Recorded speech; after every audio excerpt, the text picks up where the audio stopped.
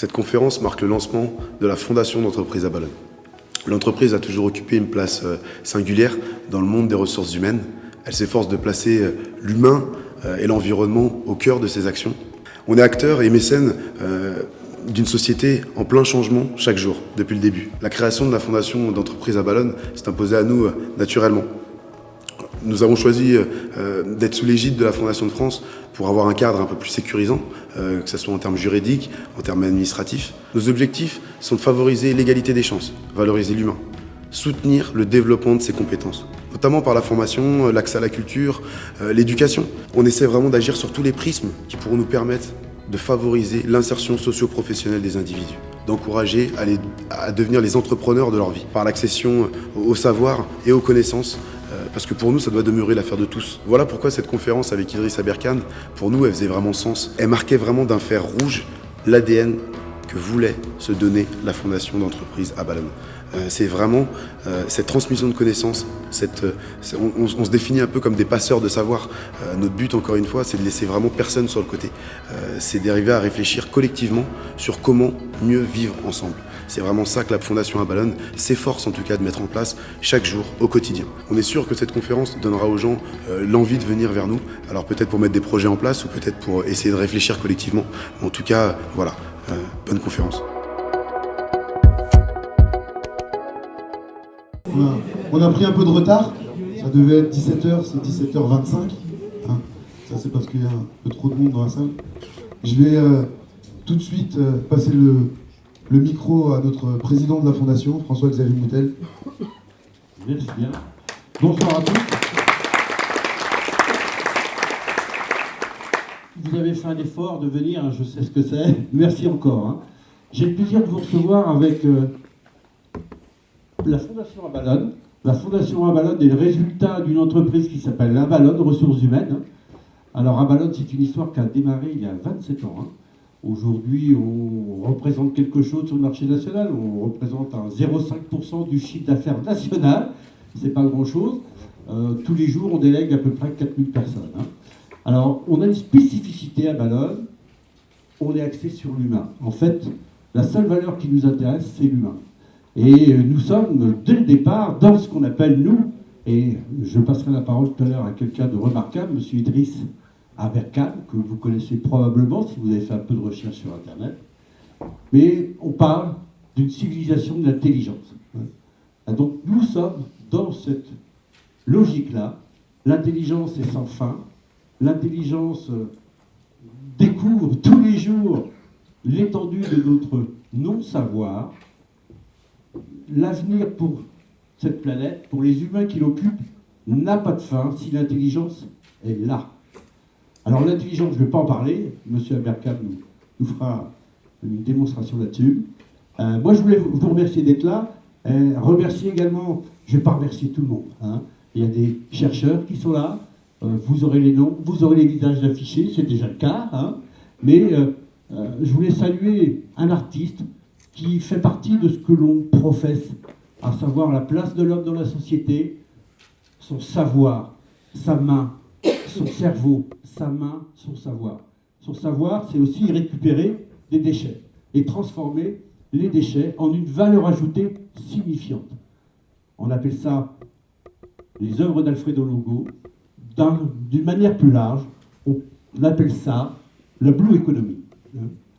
Trouver aujourd'hui, jusqu'au bout, la transformation d'une réussite et d'un déchet, et revendre ce déchet, lui retrouver une dernière vie, une valeur ajoutée supplémentaire.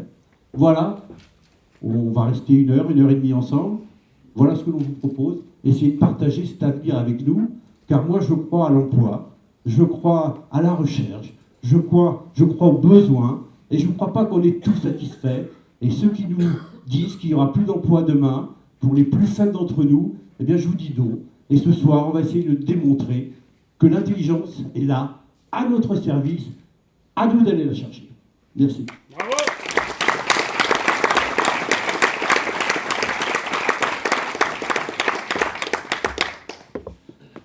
Je vais être très bref, on va pouvoir tout de suite rentrer dans le vif du sujet. Je vais vous présenter la présentatrice qui animera la soirée ce soir. C'est Anne-Lise Thomine, je t'invite à me rejoindre, s'il te plaît.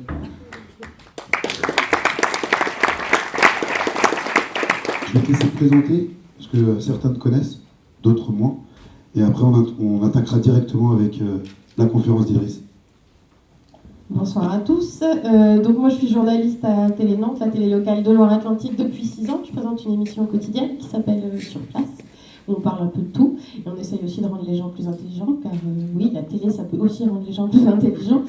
Je suis ravie d'être avec vous ce soir pour cette soirée de gala de la Fondation Avalon, dans ce beau décor du musée d'art de Nantes, qu'on a eu le plaisir de retrouver il y a 6 mois.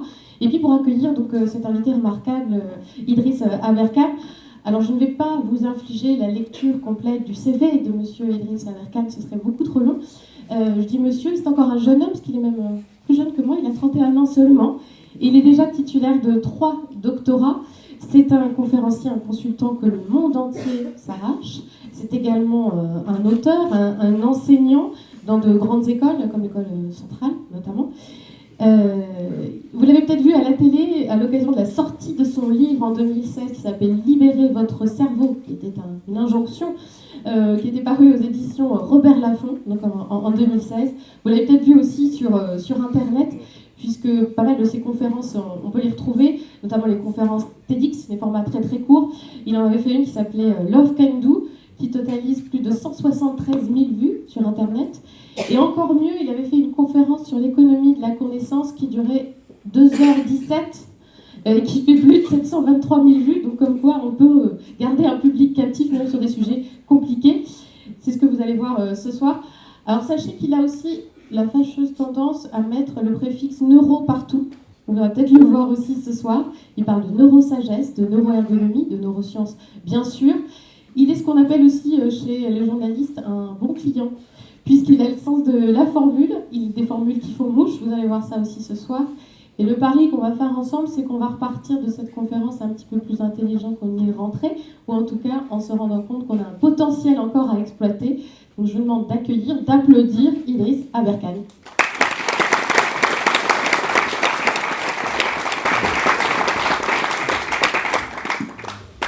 La télécommande aussi, si tu peux l'avoir. Alors, le temps qu'on m'apporte la télécommande, le président Wilson, le président des États-Unis, pas avec des ballons de basket, eh bien, il disait, si vous voulez vous faire un maximum d'ennemis, faites quelque chose de nouveau. Et il y a une blague là-dessus. C'est la blague du type qui veut acheter des escargots. Alors il va chez le marchand d'escargots, et le marchand d'escargots a 2 bassines avec des escargots dedans. Il y en a une avec un couvercle et il y en a une sans couvercle. Alors il demande au marchand, mais pourquoi il y a un couvercle sur cette bassine? Ah bah ça monsieur, c'est parce que dans cette bassine, vous avez de l'escargot anglais. Et l'escargot anglais, vous avez beau faire ce que vous voulez, il essaie d'escalader la bassine. Donc si vous ne mettez pas un couvercle à la fin de la journée, la bassine elle est vide. Mais l'autre bassine, qu'est-ce qui se passe alors? Ils sont malades vos petits escargots? Pourquoi il n'y a pas de couvercle? Ah non, ils ne sont pas malades du tout, ils sont très bien ces petits escargots, gousi. Mais dans cette bassine, vous avez de l'escargot français. Et l'escargot français, il n'y a pas besoin de mettre un couvercle, parce que dès qu'il y en a un qui essaie d'escalader le rebord, tous les autres lui sautent dessus pour le ramener au fond. Elle est pour moi celle-là. Si vous pouvez lancer la présentation, ça serait mieux. Ça arrive. Okay. Alors, le sujet de cette conf, le temps qu'elle charge, c'est qu'en fait, il y a un mensonge énorme que la révolution industrielle nous a laissé, et c'est nature ou emploi, il faut choisir. On ne peut pas avoir les deux. Là où il y a de la nature, il n'y a pas d'emploi, c'est la campagne, et là où il y a de l'emploi, il n'y a pas de nature, c'est la ville. Et cette opposition, en fait, on voit quand on la prononce qu'elle est bidon. Quand on la met sur la table, on voit que cette opposition est fausse. Mais la totalité du débat écologique aujourd'hui, elle est coincée dans cette opposition malgré tout. Ce qui fait que George Bush a dit le niveau de vie des Américains n'est pas négociable, ce qui fait que Trump est sorti des accords de Paris, ce qui fait que la COP21, on s'en souvient déjà comme celle qui est passée entre la 20 et la 22, il y en a déjà une 23e, c'est que d'une façon générale, le débat écologique aujourd'hui, il est vraiment dans le compromis entre économie et écologie. Voilà. On ne peut pas avoir les deux. Et dans n'importe quelle négociation dans diplomatie écologique, c'est vraiment combien de nature je gagne, combien d'emplois je perds. Alors, on est en crise, alors je ne peux pas dire à mon peuple qu'on va perdre trop d'emplois, on va dire qu'on va faire telle préservation de l'environnement, on va se fixer tels objectifs, mais on ne pourra pas vraiment avoir les deux. Et ça, c'est une erreur. C'est une erreur profonde. L'étymologie même du mot économie, en fait, vient de écologie. Le écho de économie a été, le mot économie a été créé par un mouvement de philosophes français au XVIIIe siècle qui s'appelait les physiocrates et qui s'intéressait à la façon dont on pouvait extraire de la richesse de la nature. Et ce sujet les fascinait absolument. Et ils ont dit on va en faire une science. Voilà, je vois que la présentation arrive. On va en faire une science, ils ont appelé ça l'économie, la mesure de l'environnement. Et le éco de l'économie est le même que écologie. C'est que avec l'industrialisation qu'on a eu une opposition formelle. Alors, le mythe de cette opposition, vous le retrouvez dans Le Seigneur des Anneaux. Ça, c'est Isengard. Et Isengard, donc, c'est la méchante ville industrielle, avec la nature qui reprend ses droits. On a les arbres, les ents, les hommes arbres qui arrivent, qui sortent de la forêt, et qui vont détruire Isengard. Gar, parce que c'est l'étymologie indo-européenne, Gord, qu'on retrouve dans Garden, qu'on retrouve dans Gorod, la ville. Et c'est très intéressant de voir qu'en fait, le mot pour ville et le mot pour jardin, dans beaucoup de langues indo-européennes, a la même racine, en fait. Gorod, ça voulait dire une zone close. C'est aussi de là que vient le mot hortus en latin, le G étant devenu un H. Et ça a donné aussi cohorte, c'est-à-dire une zone qu'on sépare hors du camp. Donc l'étymologie, c'est vraiment intéressant quand on revient aux racines indo-européennes. Jardin et ville, c'était le même mot. Mais 15 000 ans plus tard, c'est plus du tout le cas. Il y a une opposition vraiment entre nature et cité. Alors là, j'ai pris évidemment l'exemple le plus tragique de cette opposition constante entre l'homme et la nature, qui est donc mythifié dans le Seigneur des Anneaux. Là, il y en a un qui est plus sympa. Vous savez ce que c'est, ça ? C'est le nouveau siège d'Apple. C'est le nouveau siège d'Apple qui a été inauguré récemment. Et bon, c'est une plaisanterie à 4,5 milliards, ça leur a coûté 4,5 milliards en dollars. On peut faire tenir le Pentagone à l'intérieur. Et quand ils l'ont designé avec Norman Foster, on se refuse rien, ils voulaient que ça évoque la corbeille de fruits de l'Amérique. Parce que c'était le nom de la Californie. La Californie, bien avant la Silicon Valley, bien avant l'industrie du jeu vidéo, Hollywood aussi, et l'industrie de l'armement, c'était un État agricole.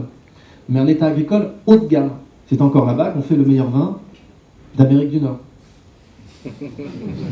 À Bordeaux, il faut la faire très vite, celle-là.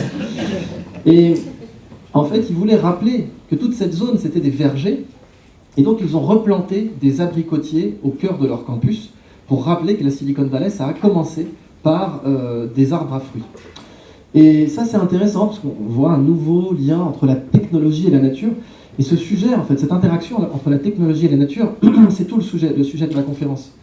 C'est-à-dire que quand vous avez les deux ensemble, eh bien, vous êtes riche. Parce qu'Apple, ils sont pleins aux as.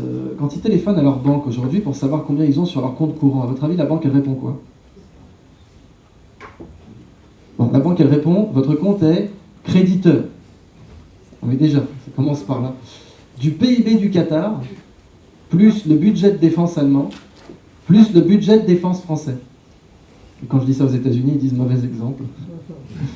Vous voulez pas rigoler à celle-là. Ils ont 250 milliards en liquide, en trésor. C'est pas leur valeur boursière, c'est l'argent, c'est le cash disponible chez Apple. Ils vendent pas du pétrole. C'est ça le sujet. Ils vendent pas du pétrole, ils vendent de la connaissance. Vous allez me dire non, ils vendent des machines. Oui, mais leurs machines valent beaucoup plus cher que leurs composants pris séparément.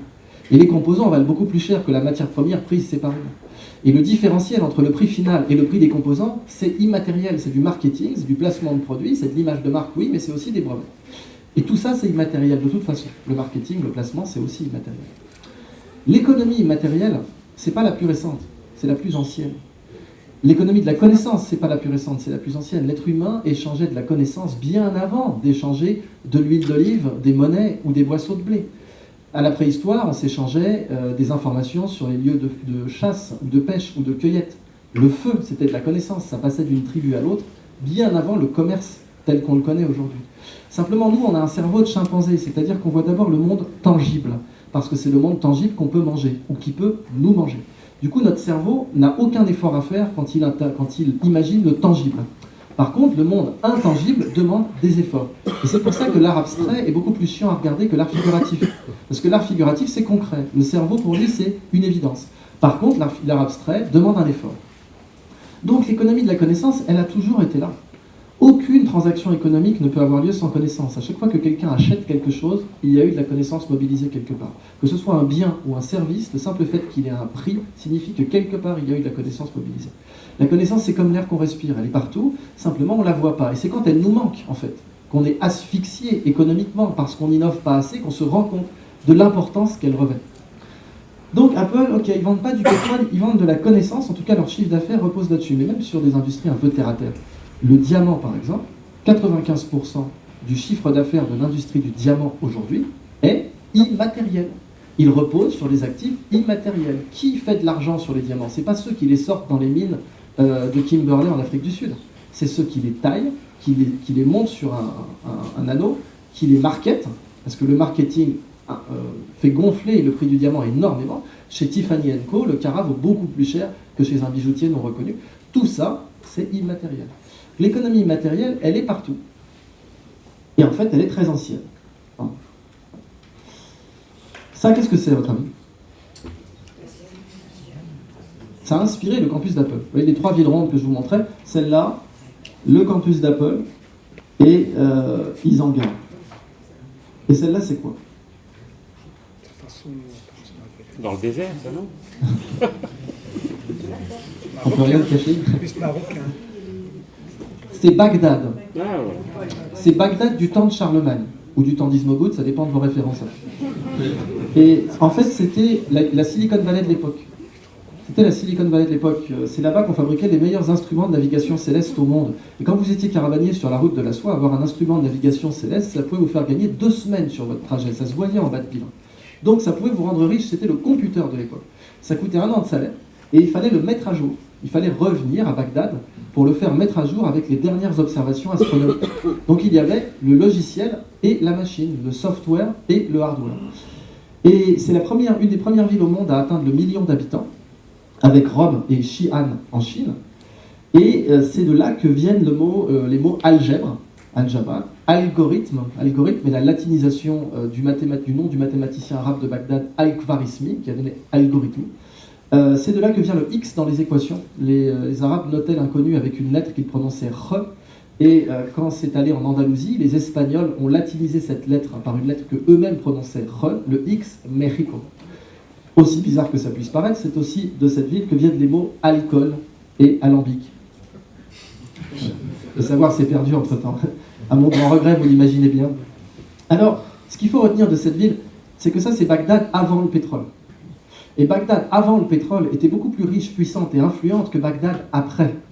Là, c'est pas Bagdad qui creuse le sol, c'est Bagdad qui creuse le ciel. Quand vous creusez le sol, au bout d'un moment, vous touchez le fond. Au bout d'un moment, le puits de pétrole ou de gaz, il est épuisé. Mais quand vous creusez le ciel, à quel moment vous touchez le fond? À quel moment vous pouvez dire, ça y est, j'ai extrait toute la connaissance possible? Bagdad, vendeuse de connaissances, était beaucoup plus riche et puissante que Bagdad, vendeuse de pétrole. Alors, j'ai un message très important pour vous, et je vais être très honnête, je n'ai pas de message plus important que celui qui va apparaître dans cette petite bulle. Ça veut vraiment dire qu'une fois que je vous l'aurai donné, vous pouvez vous lever, vous barrer, prendre une bière, je n'ai pas de message plus important que celui-là. Et ce message, c'est que toute révolution dans l'histoire de l'humanité, qu'elle soit philosophique, politique, morale, scientifique, technique, religieuse, légale, ce que vous voulez dans n'importe quel domaine, toute révolution passe toujours par 3 étapes, toujours. D'abord, c'est considéré comme ridicule. Ensuite, c'est considéré comme dangereux. Et finalement, c'est considéré comme évident. Ridicule, dangereux, évident. Prenez le droit de vote des femmes, par exemple. Statistiquement, sur une salle de 90 personnes, il y a toujours quelqu'un pour dire non, c'est encore ridicule aujourd'hui. Vous trouverez une cagette de tomates mûres sous vos sièges. Mais soyons sérieux, 1789, Déclaration des droits de l'homme, souligné 3 fois, et du citoyen. Et la citoyenne dans tout ça, non, écoute Bobot, j'ai du travail, laisse-moi tranquille. C'est pas sérieux.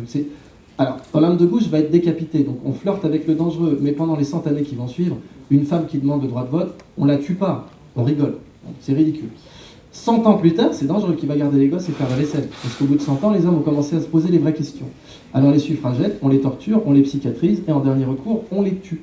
Un critère légal pour être admis en hôpital psychiatrique pour une femme à Londres en 1889, c'était lit des romans. Fin de la blague. Donc là, on est dans le dangereux. Et aujourd'hui, les femmes votent. And so what? C'est complètement évident. Bon, sauf pour certains pays à qui on file la Légion d'honneur.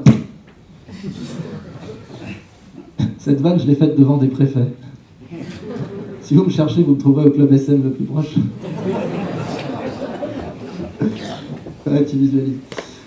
Alors, on va l'appliquer parce que c'est vrai que c'est facile en rétrospective. Dites-vous bien que c'est tellement vrai, ça, ridicule, dangereux, évident, que si une idée ne passe pas par ridicule, elle n'est pas révolutionnaire. La réciproque n'est pas vraie. C'est-à-dire que toute idée révolutionnaire doit forcément passer par ridicule, mais toute idée à la con n'est pas forcément révolutionnaire. Et pour un décideur, c'est très difficile de faire la différence entre une révolution et une idée à la con chimiquement pure. Je vois à vos têtes que vous en manipulez tous les jours. Mais toutes les révolutions sont passées par là. Regardez, abolissons l'esclavage, ridicule, dangereux, évident. Abolissons l'apartheid, ridicule, dangereux, évident. La Terre est ronde, ridicule, dangereux, évident. La Terre tourne autour du Soleil, ridicule, dangereux, évident. L'informatique personnelle, PC, Personal Computer, mais c'était un oxymore dans les années 60.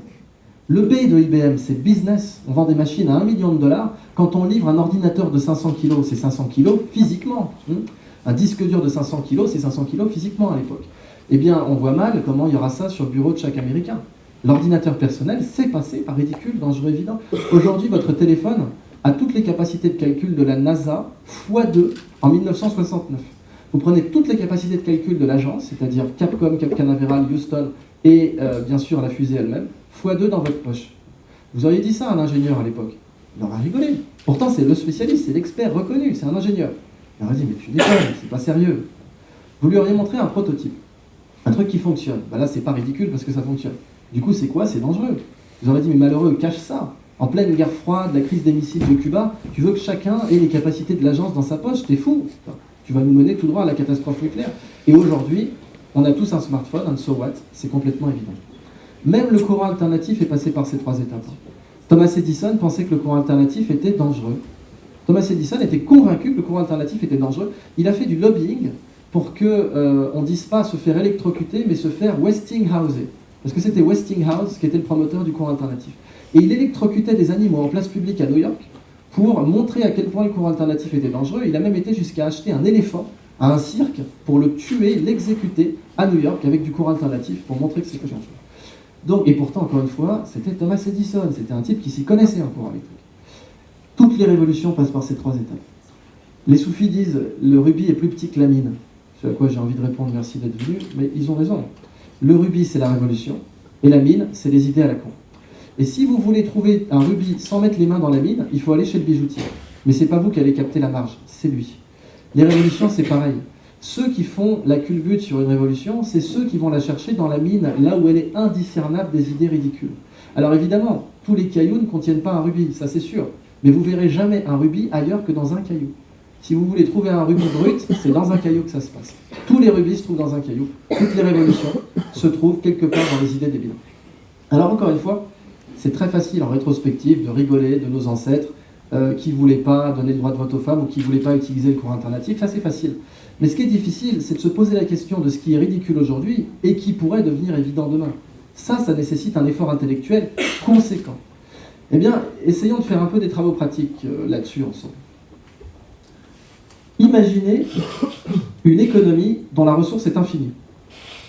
Imaginez une économie où 1 et 1 font 3. Imaginez une économie où le chômeur a plus de pouvoir d'achat que le salarié. Imaginez une économie où tout le monde est né avec du pouvoir d'achat. Imaginez une économie qui maximise le pouvoir d'achat des amoureux. Ça ne veut rien dire, mais on va le démontrer quand même. Alors là, ce que je vous raconte, c'est de la bullshit. Donc, concrètement, si je me pointais dans votre bureau en vous disant hey, j'ai une super théorie économique, alors ressources infinies, et puis le chômeur a plus de pouvoir d'achat que le salarié, et puis tant qu'on y est, on va mettre les amoureux ont plus de pouvoir d'achat que la moyenne, là, vous me diriez, voilà, sors de mon bureau, j'ai du travail, bon, tu fileras ton nom à la RH quand même, on ne sait jamais, mais c'est pas sérieux ce que je vous raconte. Mais là, j'ai 15 minutes pour essayer de vous convaincre de ça. Pourquoi l'économie de la connaissance est intéressante, déjà ? J'ai commencé par Apple, et leurs 250 milliards en liquide, pour vous dire qu'en fait, ça rend riche, la connaissance. La connaissance, ça crée de la prospérité. Apple, Bagdad. Et même aujourd'hui, on pourrait prendre Facebook, encore une fois, Facebook vaut 4 fois Total en bourse. Facebook est une société qui vaut 4 fois Total. Total vend du pétrole, Facebook vend de la donnée. Total a été créé en 1927, Facebook a été créé en 2004. Donc oui, la connaissance peut rendre riche. Mais pourquoi ? Parce que la connaissance, comme la connerie, elle est infinie. Ça change tout. Parce que le pétrole, c'est pas infini, le gaz naturel, c'est pas infini, la bauxite, le jus d'orange surgelé, les carcasses de porc, tout ce qui est tangible est fini. Hein. En physique, c'est une règle, hein. Tout ce qui est tangible, tout ce qui est concret, tout ce qui est matériel est fini. L'univers est très grand, mais dans l'état de nos connaissances, il est fini. Bon. Et le premier principe de la thermodynamique, c'est que la quantité d'énergie dans l'univers est fixe, est finie et constante. Et comme il y a une équivalence masse-énergie, on peut dire que la totalité de ce qui est concret, tangible, est fini dans l'univers, certes. Mais la connaissance, non. Quand vous creusez un puits de pétrole, au bout d'un moment, vous touchez le fond, mais à quel moment, par exemple, si vous dites j'écris des logiciels, à quel moment vous pouvez dire j'ai écrit tous les logiciels possibles? Et ça y est, j'ai écrit tous les logiciels possibles. Ben, c'est pas possible, ça. Parce que tous les logiciels possibles, c'est une collection infinie. Et c'est valable pour tout un tas d'autres sujets. Vous pouvez dire à quel moment j'ai fait tous les jeux vidéo possibles, tous les livres possibles, toutes les œuvres d'art possibles. Ce qui est immatériel peut être infini. Alors, est-ce que ça voudrait dire qu'on pourrait avoir une croissance infinie, entre guillemets, si elle était immatérielle? Ben non, parce que... Alors, si elle était immatérielle, oui, peut-être. Si elle est matérielle, non. La Terre, elle est finie, elle a une taille bien donnée, la quantité de ressources naturelles sur Terre est fixée aussi. On ne peut pas avoir une croissance matérielle infinie. Par contre, on peut mettre plus d'immatériel dans notre croissance. Et c'est ce qu'on est déjà en train de faire. Simplement, plus on mettra d'immatériel dans nos déchets, dans nos ressources, dans nos techniques d'extraction, dans nos techniques de culture, plus en fait on harmonisera notre relation à la nature. Alors vous n'êtes pas obligé de me croire sur parole, mais vous pouvez croire la Corée du Sud. Les Coréens, ils exportent plus que les Russes, chaque année. Quand j'ai commencé ces confs, ils exportaient 20% de plus que les Russes. Aujourd'hui, les Coréens, ils exportent 100% de plus que les Russes, x2. Alors qu'ils ont 3 fois moins d'habitants et 171 fois moins de territoire. On peut mettre 171 fois la Corée dans la Russie. Et les Russes, ils ont tout. Du pétrole, du gaz naturel, du bois, de la bauxite, du strontium, de l'uranium, du platine, des diamants, des mannequins, tout ce qu'il faut. Bon. Et malgré ça, ils exportent moins que les Coréens. Pourquoi? Les Coréens, ils nous vendent quoi? Ils nous vendent des écrans plats, donc des cristaux liquides, des lasers, des systèmes de guidage satellite, des disques durs. Ils nous vendent des choses dont le déterminant en termes de valeur ajoutée repose sur la connaissance. Et la connaissance, ce qui fait qu'elle est sympa, c'est qu'elle n'est pas localisée. Un puits de pétrole, c'est quelque part. Donc, il y a des endroits avec des puits et des endroits sans puits. Mais un puits de connaissance, on peut creuser où on veut. Et ce qui fait qu'il s'épuise, c'est simplement qu'on arrête de creuser, c'est tout. Mais on peut commencer à forer un puits de connaissance où on veut. Alors qu'un puits de pétrole, on ne peut pas le forer où on veut. Et ils sont tellement bons, en fait, les Coréens, qu'ils exportent du pétrole, mais raffiné.